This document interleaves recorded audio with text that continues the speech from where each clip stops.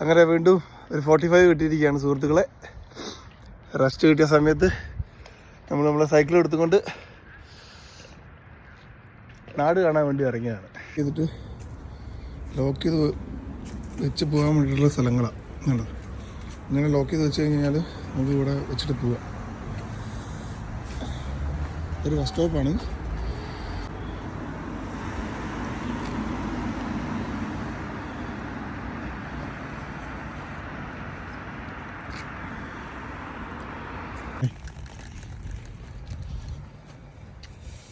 എന്തെങ്കിലും സ്റ്റാച്ചു ആണ്.